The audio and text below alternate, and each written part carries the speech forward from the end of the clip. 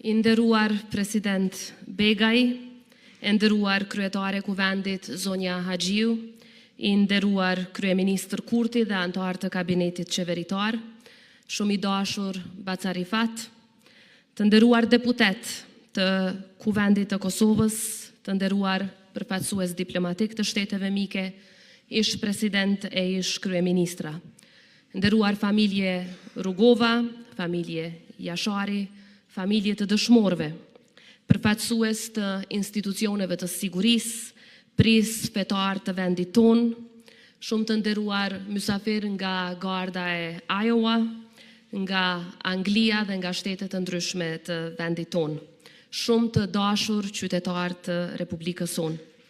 18 vjet më parë, Kosova u ngrit nga vuajtja në dinjitet, e nga rezistenca në shtetësi, duke dëshmuar kështu se liria e fituar me sakrificë është e përjetshme. 18 vjet më parë, Kosova u shpall shtet i lirë, i pavarur dhe sovran, duke i dhënë fund një udhëtimi të gjatë e të dhimbshëm, por edhe duke hapur një kapitull të ri të historisë sonë kombëtare. Pavarësia e Kosovës u fitua me mund, me gjak, me sakrificë dhe me durim shekullor. Ajo u ndërtua nga ata që u persekutuan, u burgosën, u dëbuan, u luftuan, por asnjëherë nuk u nënshtruan. Sot me respektin më të thellë, përulemi para kujtimit të gjitha atyre burrave e grave që ranë për këtë ditë në mënyrë që Kosova të jetë republikë.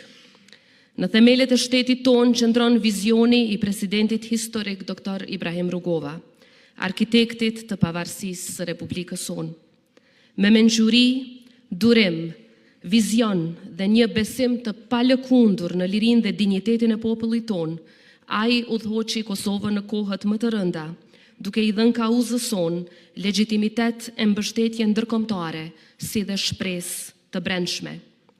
Historia jonë mëtej është brumosur në periudhën e luftës për liri.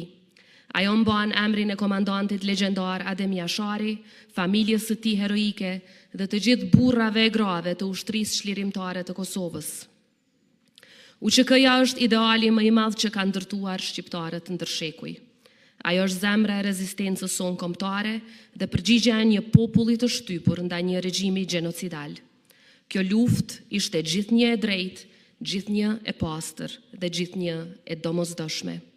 Çdo përpjekje për ta njollosur atë, për ta relativizuar apo për ta barazuar viktimën me agresorin është jo vetëm e padrejtë, por edhe historikisht e pavërtetë dhe tërësisht e papranueshme.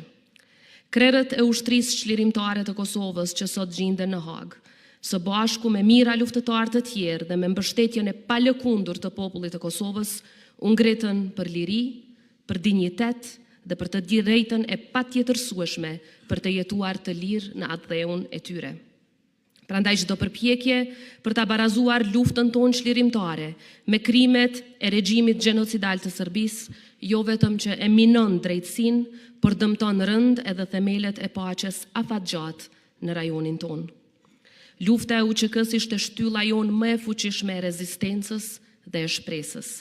Kjo e vërtet historike është themel i shtetit tonë dhe nuk mund të zhbëhet nga asnjë përpjekje për rishkrim apo deformim të historisë.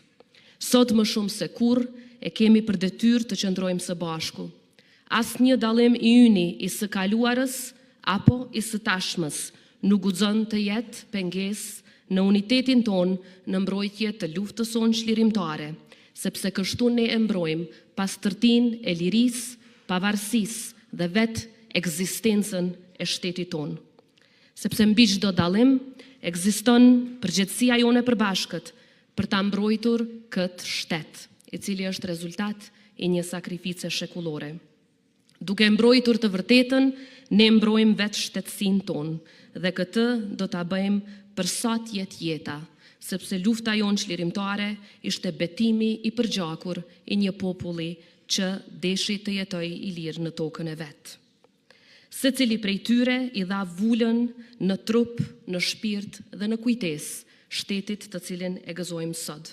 Prandaj sot detyra jonë është që kjo liri të jetë e denjë për sakrificën e secilit dëshmor dhe secilit martir që dha jetën për liri. Kosova u bë shtet për ta mbrojtur të vërtetën dhe për të mos lejuar kurrë që historia të rishkruhet në dëm të atyre që sakrifikuan gjithçka. E populli i Kosovës sakrifikoi gjithçka, deri edhe fëmijët në djep, në mënyrë që ne sot ta gëzojmë lirinë. Prandaj nuk do ta pranojmë asnjëherë në Kosovë e kudo në botë ndonjë narrativ që barazon agresorin me viktimën, pushtuesin me të pushtuarin, e krimin me rezistencën për liri. Të nderuar deputet, rruga e Kosovës drejt lirisë ka qenë një rrugtim i gjatë, i mundimshëm dhe i mbushur me sfida, por edhe me aleanca të fuqishme e me miqësi të sinqerta. Në këtë përvjetor, me mirënjohje të thellë, dua t'i falenderoj të gjithë aleatët tanë, aleatë të cilët i ndërtuam me mençurinë dhe vizionin e presidentit historik, Dr. Ibrahim Rugova dhe burra e gra që qëndruan pranë tij në ndërtimin e këtyre aleancave të cilat do t'i mbrojmë me çdo kusht. Falenderojmë Shtetet e Bashkuara të Amerikës, aleatin ton strategjik. Falenderojmë çdo shtet evropian e gjetiu, gjithë partnerët tonë ndërkombëtar që qëndruan për krah Kosovës kur liria dukej e largët dhe e pamundur.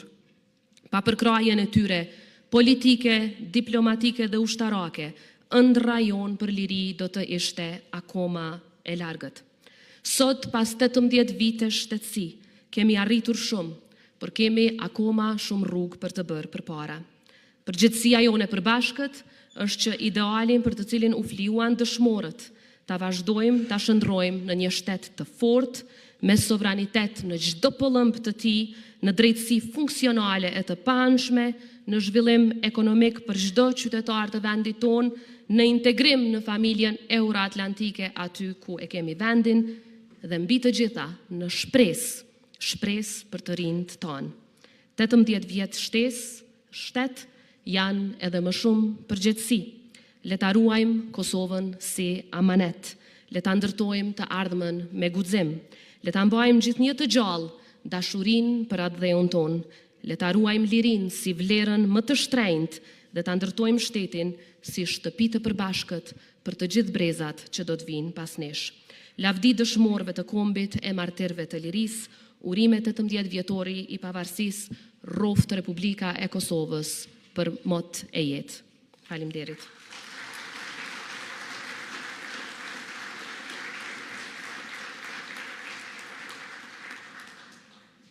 Faleminderit e nderuara zonja President.